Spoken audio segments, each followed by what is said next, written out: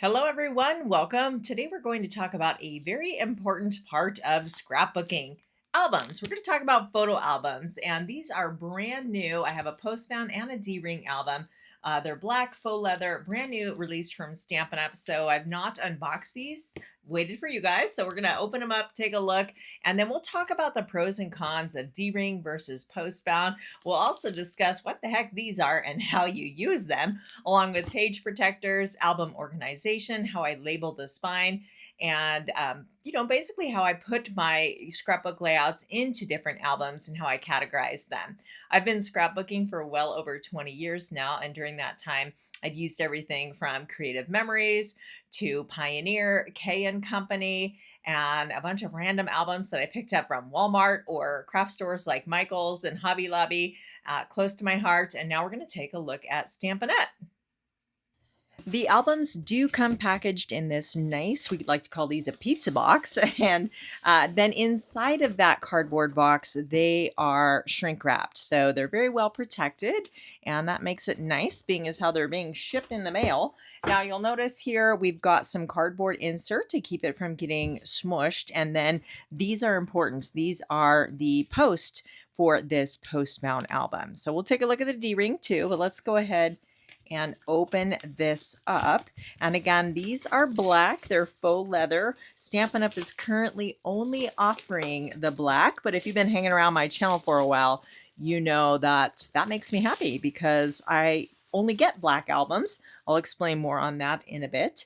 So they come like this. And the Stampin' Up label, this is going to be the back of the album flap. Okay, you know that because if you were to put this on the front, your Stampin' Up logo would be upside down. So we know that that is the back side. This is your spine that's going to go in. You'll be able to shape it like this and slide it into the album. And it's a very nice material. It does look like leather, but again, it is faux leather. So this is the cardboard just to protect it. And these are 1.5-inch posts. Now you've got washers on here, little plastic washers.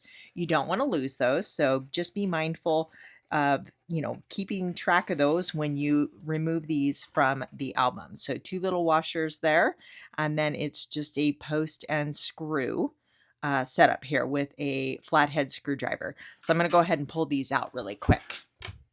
So we have all 3 of our posts. I'm going to set this aside for later, and I do want to show you in the catalog on page 75 is where you can find the albums. You'll see the post-bound and the D-ring. So again, the post-bound is 1.5 inch post, and then the D-ring, it's actually not giving you a dimension on that size, so we will take a look and measure that. And then you have 12 by 12 memory protectors. So they are offering strap side load memory protectors. So if you do use a strap style hinge album, like some of the Creative Memories albums, there are page protectors in there. And then this is the 12 by 12 top load memory protector value pack. So for it's $30 and you get 25 page protectors. We're also going to talk about spine expanders. Those were not pictured in the catalog, but they are online. And these are very important for the finished result of your album. So this is the top loading post-bound page protectors. So you would want these for either post-bound or a D-ring album. So it's kind of perfect that there are 25 in here because 25 is pretty much what comfortably fits in a 1.5-inch post here. So I generally will put about 25, sometimes a little bit more, sometimes a little bit less. It just kind of depends on how much dimension you add to your layouts. If you're like the queen of foam tape and you are adding tons of dimension, you might not be able to get 25. You might only be able to get 20 or so. So I do want to point out this has a magnetic closure in there, which really steps up the quality because it's going to stay closed. You can kind of hear this. That magnetizes. There's magnets all the way through here. So that does really keep this nice and the presentation very nice when it lays flat. So what you want to do is I've got 1 washer on the bottom and we're going to poke that through the hole there so that we can add our page protectors. So I'll go ahead and remember, don't lose your washers. Maybe I should get myself a little tray or something to put those in because they're a light color, and that would be a bummer. So give me just a moment and we will tuck the other two posts in here, and then we can add, I'm going to talk to you about the page protectors, and, or not the page protectors, but these little guys. Okay, I've got all three posts in there with the washers. We're going to go ahead and close that so the magnets are keeping it nice and flat.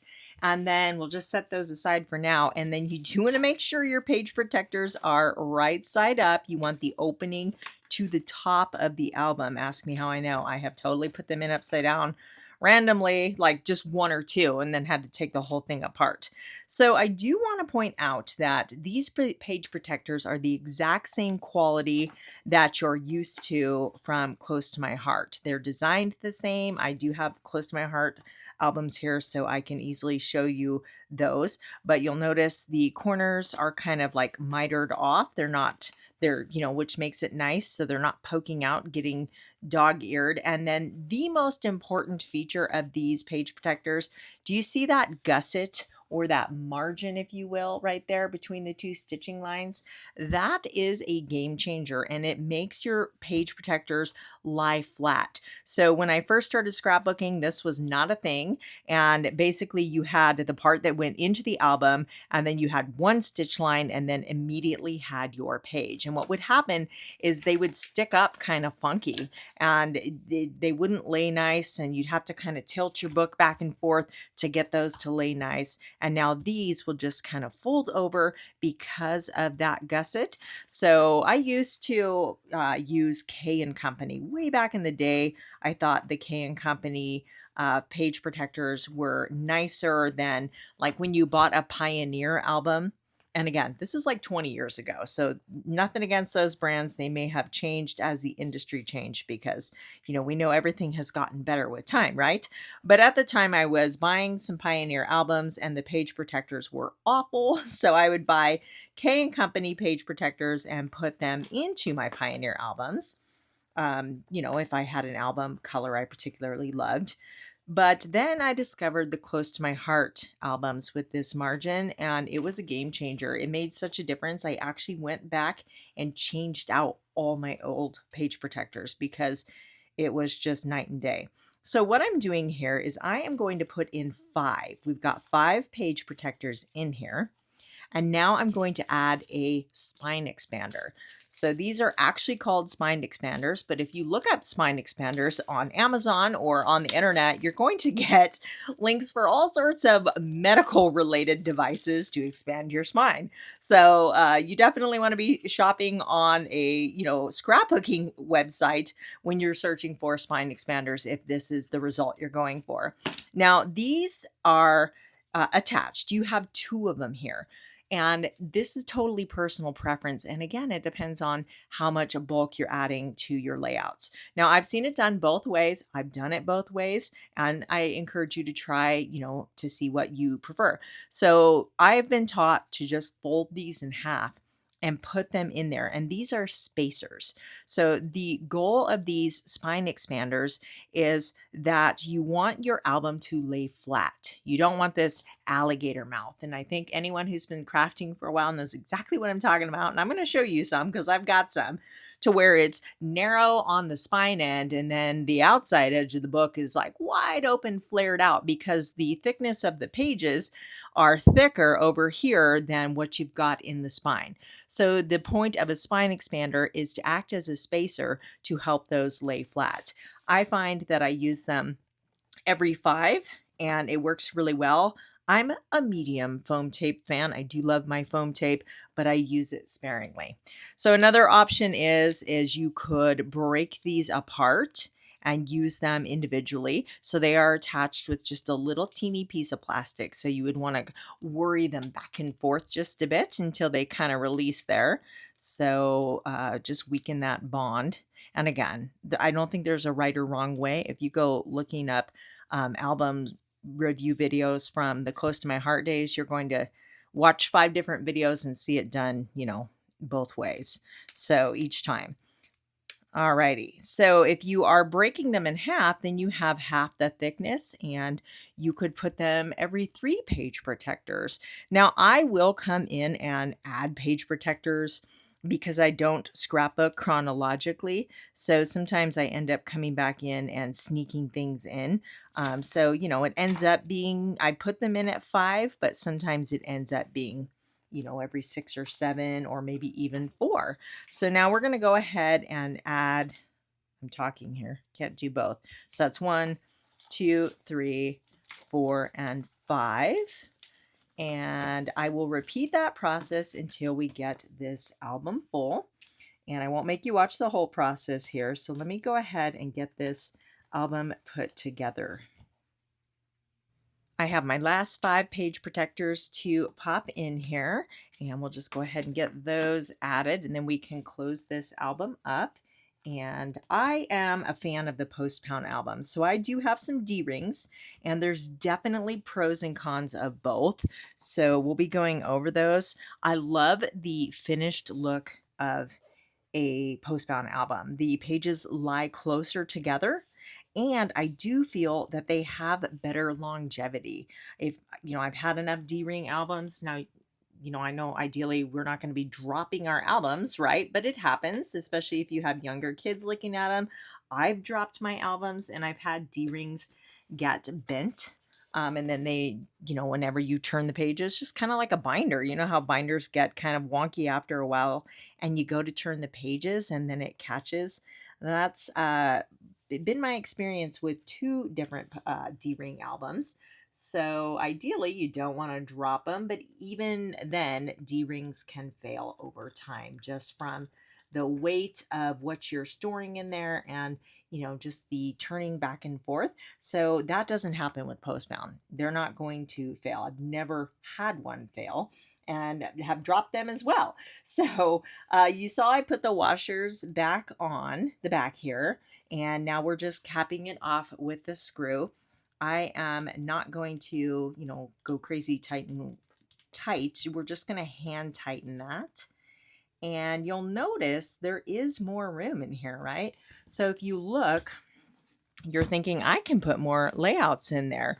Well, just keep in mind when you are putting your, your layouts in here back to back with multiple layers, it's going to kind of fill up that space. So you can add even more spine expanders. So another benefit of the spine expanders is not only to get these to lay flat. Ideally, when your album is finished, you want this opening side to be very similar in width as the spine itself. And if we overfill them, they end up what we call, like I just said, the alligator mouth, which is fine. Like I said, I have a few of those, but the goal is to get them to sit flat like a book would. So sometimes I'll do a vacation album where maybe I don't have a whole lot of spreads. Maybe there's only 15 layouts in there. You can use the spine expanders to help fill the space so that everything kind of sits nice on this spine end. So now I'm not going to put the spine cover in just yet because I like to label those first. I mean, you can pull them out, but right now it's super flat, and that makes I use heat transfer vinyl, so it's easier to work with when it's flat. If you want to go ahead and put those in, you'll notice there's a slit here and another slit on the opposite side.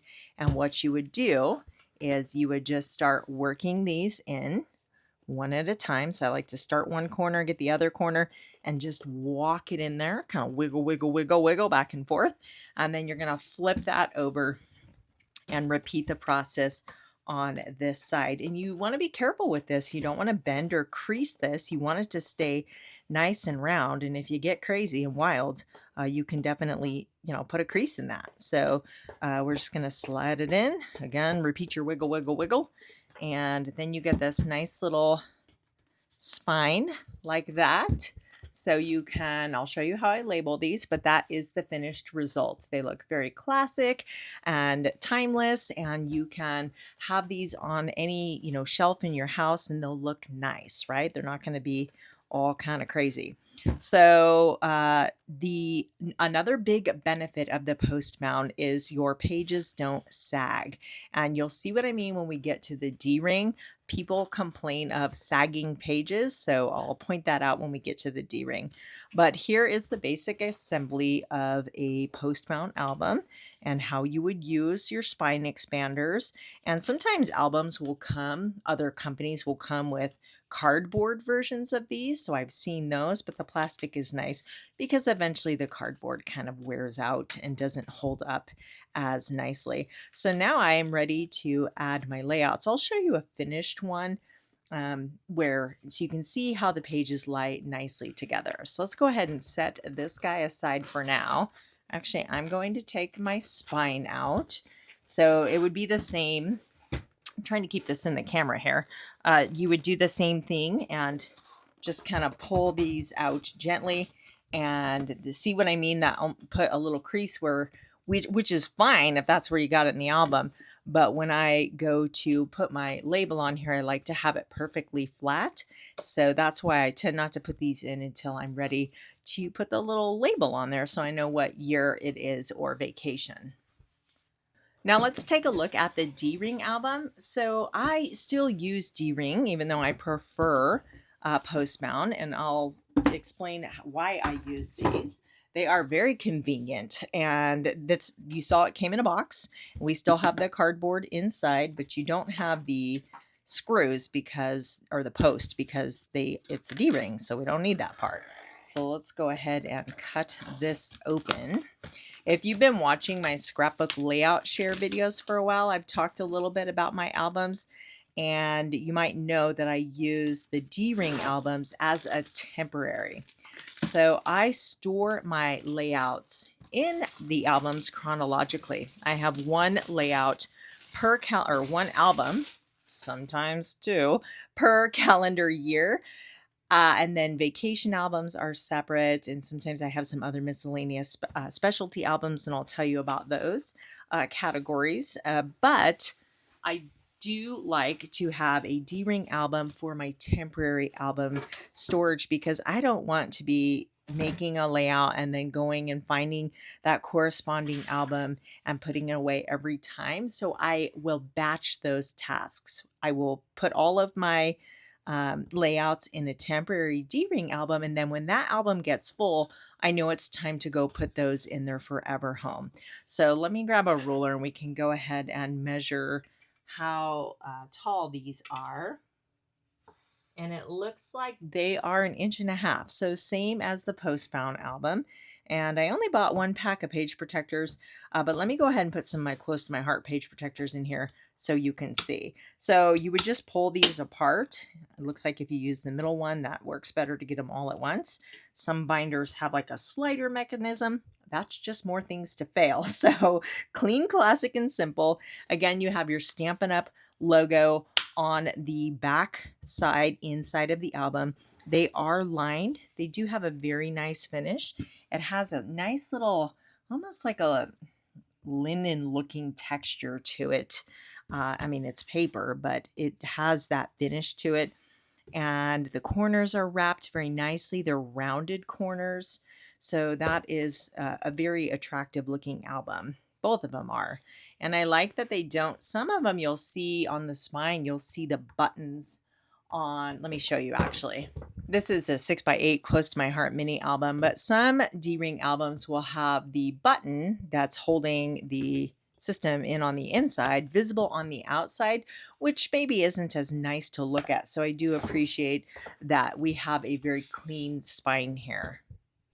I lied. I did have a second pack of page protectors from Stampin' Up.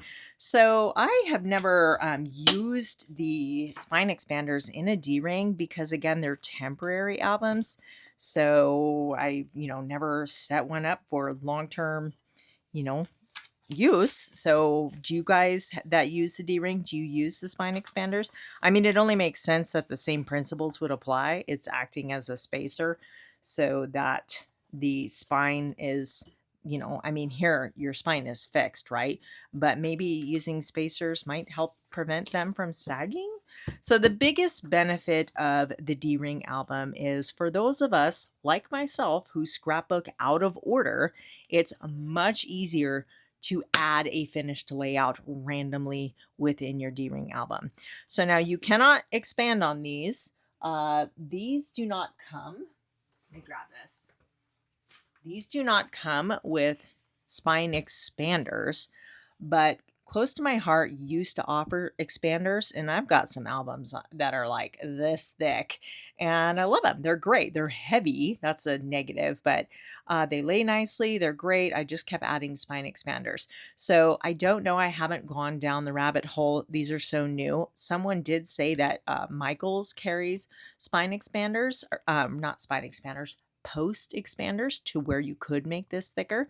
So I can't really speak on that, but theoretically you could expand the width of these as to where this would be fixed. So you could not make this any bigger. Now I've got 25 page protectors in there without spine expanders. So you would just add those the same way every 5 if you wanted to. But when this is on your shelf long term, especially if it's not full, your pages can bow. And I've heard multiple people say this. They'll end up getting like a little kind of flex at the end from sagging. It's very hard to probably see what I'm talking about here, but if they sit that way long enough, it does make them a little bit wonky, and you know, it's putting strain and pressure where we don't want that. We want them to stay nice and flat. So if they're sagging, that's a negative. So like I said, the biggest benefit of these is just being able to easily add the layouts. Now, let me go grab some albums with actual layouts in them so we can kind of see how the pages look. In all fairness, I do want to mention the hardware is on the back of this album because of the way it's not on the spine, it's on flat on the album. So I just wanted to point that out because I did mention the hardware being visible, but that's great. It's not on the spine interfering with our label. It's on the back where nobody is going to see it. And you probably want to know the dimensions of these. While closed, this album is 13 inches by 15 and a half, 15 and a quarter. Okay, so 13 by 15 and a quarter. And let's see what the post-bound album is. It is probably also going to be, it's 12 and a half.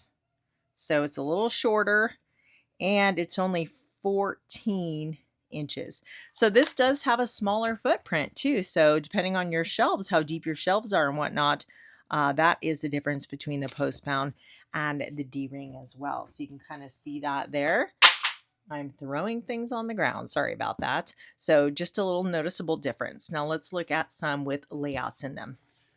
Now this is a Close to My Heart album because up until now, that's what I've been primarily using for the past 15 years because they've been great. So very, very similar, faux leather, same type of design on the spine. And I want to show you this. This is an 1.5 inch spine here. This guy's chunky, so we have, it does close down a little bit, so it's not quite so dramatic.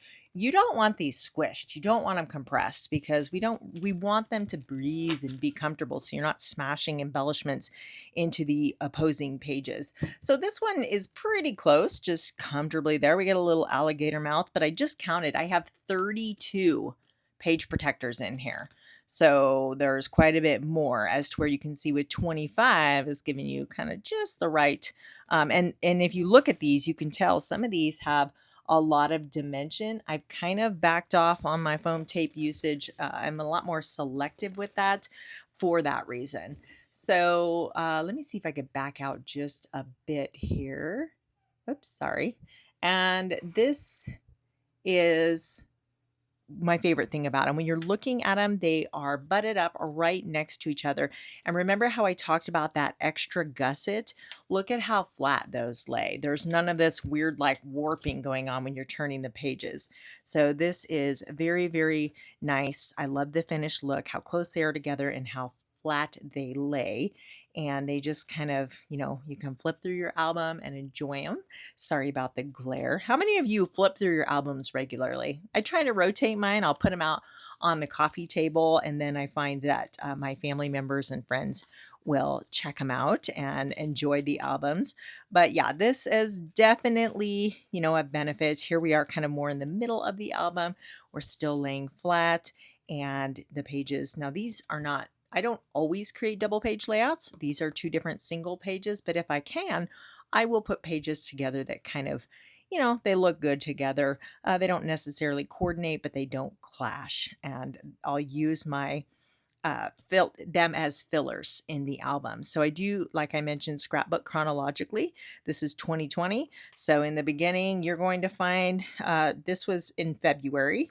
So this picture was taken January of 2020, and we just work through the album. Now, do I get upset if they're completely out of whack? No.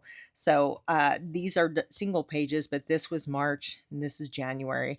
So maybe I'll take the time to switch those, maybe not. March. And then we kind of go through the year. So you can see in the middle of the book, we've got some summertime activity. These are Pocket Plus pages that Close to My Heart offered. I'm really hoping Stampin' Up picks those up. Fingers crossed, because they're awesome. But this was a pocket page that was a full 12 by 12, and I cut it to make it fit what I needed. So you can see there, okay, that's a perfect example. See how that's flipping up? That's what those, and this is because it has a fold there the way it is. It's not so bad on this side, but that's how pages without gussets will behave. They like bow up like that and they don't lay flat. So yeah, just flipping through the album here. And then, at the end of the album, we get into the Christmas season. So that is pretty much how I organize each year. Occasionally they'll spill over into 2 albums. I've never had one go into 3 albums yet. I guess it's always possible. Just wait till I have grandkids, right? So this is how I do my everyday life kind of album. If it's a vacation album, it's going to get its own special book, unless it's just a quick weekend getaway. If it's just a few layouts, it'll go into my annual album. But if it's going to take up several spreads, it's going to get its own book. So chronological per year, and then vacation albums. Now let's take a look at a D-ring. Now, it was slightly bad timing on my behalf because I just emptied out this album, but there's still some in here so you can see how they're laying. When this gets full, as I mentioned, I use this as a temporary album, and when it gets full, I put them all away in their forever homes. So these page protectors are starting to get pretty icky because they get a lot of traffic. I'm sliding layouts in and out of these routinely, and this book gets kind of used and abused. You can see we've got just and this is close to my heart. Now this one has been dropped. So that's how that happened. You can see that little split in the paper. The D-rings are holding up. I did have one prior to that I ended up throwing away because this got so tweaked that it was not really usable. Now, we talked about the corners kind of flowing. Now, I have this thing crammed. I didn't count how many page protectors, but it's full, and there is a slight bow. I don't know if you can really see that, but there is some, dents here, just a little bit of tweaking where these have kind of gotten damaged. There's the lines there, and do you see how they're kind of going in? Very, very minimal, and I think that's because this is so full. I've seen, friends that have showed that it's a little bit worse. I don't want to scare you away from D-ring albums because I think they're great and they have their place. So we're just being nitpicky because we're reviewing.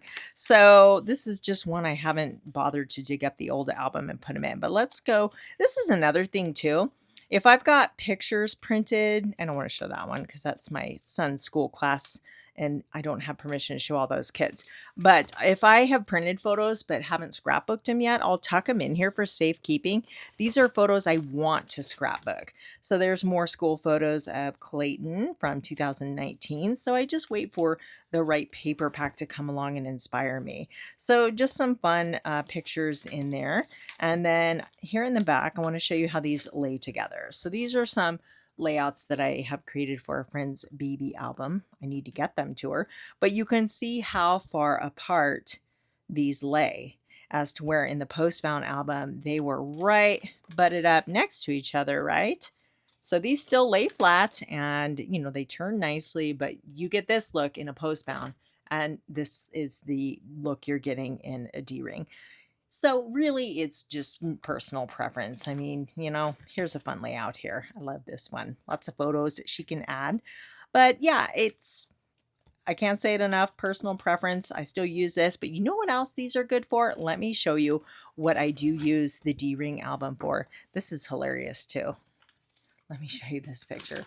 This is my son. My mother-in-law found this and gave it to me, and I'm going to scrapbook it. Not my son. I said my son because they look so much alike. This is my husband when he was elementary school age, and he's in his overalls and an old beat up hat that was probably his dad's or grandpa's, and I just think it's the funniest picture ever. So that's all I have is one tiny little photo, but that's going to make a layout one of these days. Let me grab the other idea I have for these D-rings.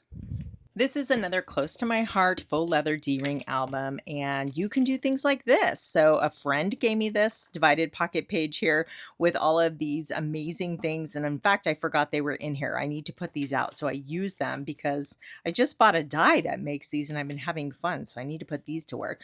But stencils. So these are regular page protectors, the same ones I'm storing my scrapbook layouts in, and I have 12 by 12 stencils in here with a sheet of cardstock in between, so they don't get caught on each other, and you just go back to back, and you can very easily flip through your stencils. Like I said, they don't get caught on each other, which happens if you're piling them up, right? They just get snagged on each other. So once they're cleaned and dry, I slide them right back in here.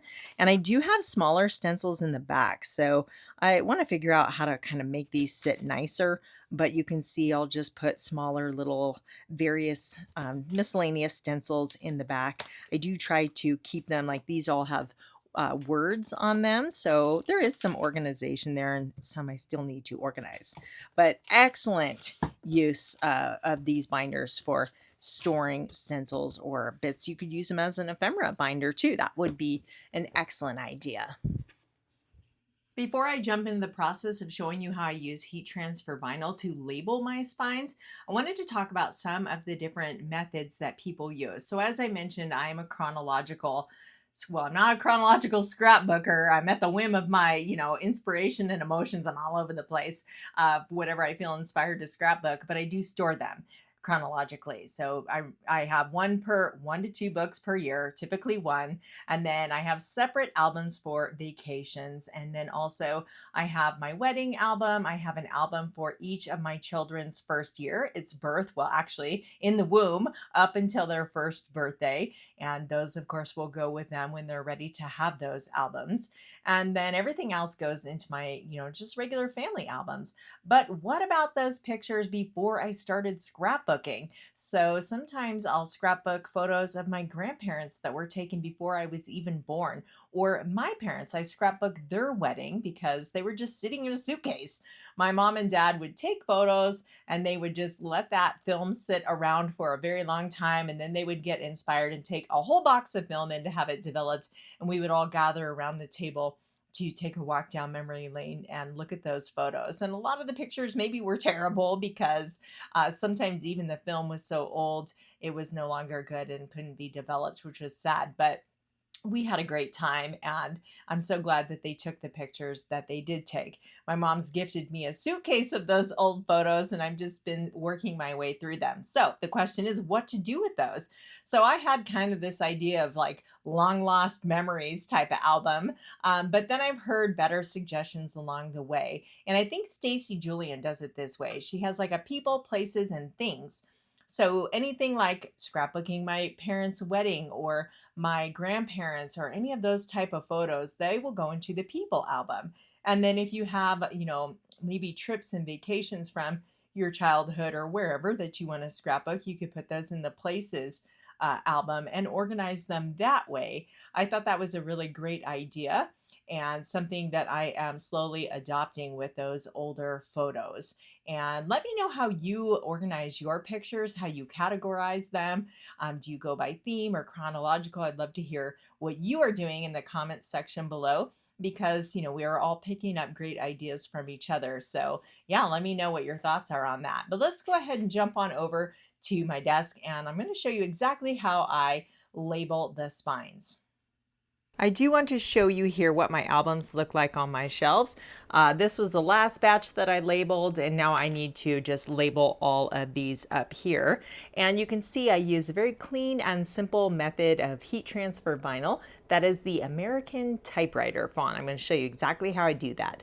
So these are all by year, and I just put them on the shelf in order. 2019 is on the coffee table. For those of you that are like, where's 2019? So for my trip layout, some of these albums up here that have yet to be labeled are vacation albums. So I will put the actual destination and the year, like Alaska 2023 or whatever it may be. So that's how I will address those. For a little side note, earlier I mentioned I was very happy that Stampin' Up! Is offering black albums. And if you've watched some of my videos in the past, my organizational craft room videos, I've talked about why I like black albums. I live in a very small space. It's 950 square feet. And so it can get pretty cluttered fast, visually cluttered. And black has just a very nice cohesive feel. So you'll see an album like this, while it's super cute, trends and colors come and go.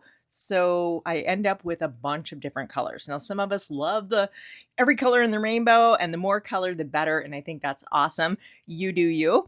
But for me, I will always be able to find a black album, even if, Stampin' Up! Closes down, heaven forbid, and there's no more black albums like this.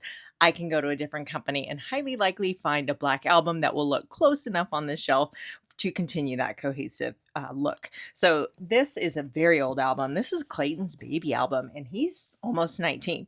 So that's, it's cute. I love the colors. This is like a paper type. I don't even remember what brand this is. It's made in China. I don't know. It just says cottage stripe. I've lost the spine cover, got tattered and ended up tearing. And another thing is, like with colored albums, they get dirty. So I might be able to clean this up. But again, it's paper, so there's some roughness there. So, I might damage it even more trying to wipe it up. But the black does a good job of hiding fingerprints, right? So that's just another reason why black is great. And let me show you. So again, this is a very old, again, he's almost 19. So back in the day when I first started scrapbooking, I didn't have a lot of supplies. So very minimal, embellishing and just pattern paper. I started getting into a little stamping. Look at his little hair here.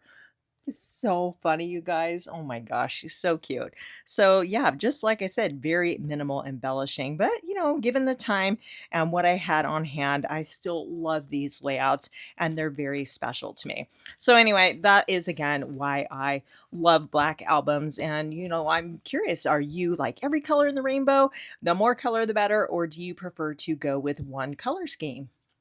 Here is a closer look at what that looks like labeled on the spine. And I have used a heat transfer vinyl. I know it looks shiny, but it's actually a matte silver. And it is Everyday Iron-On, and it's the Strong Bond. And I've had these done for many, many years, and it's holding up very nicely so far.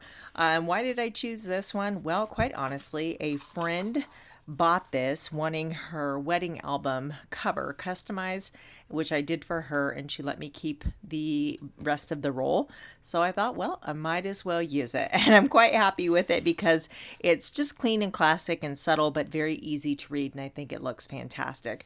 So I am going to label my Alaska album. So it's going to say Alaska 2023. So let me set this aside here. Now you'll see I have a heat press here. This is the Cricut Easy Press 2 in 9x9. Now there is a small little mini Easy Press that's fantastic for this application, but I just can't really justify buying it. This one I bought to do t-shirts and sweatshirts for my boys, which has been a ton of fun. And since I have it and it works for this application, it's doing the job. So what I have here is a cutting board because this gets really hot and I don't want to melt my table. So I have a wooden cutting board and a towel. Now these, I probably don't need it doubled up that much.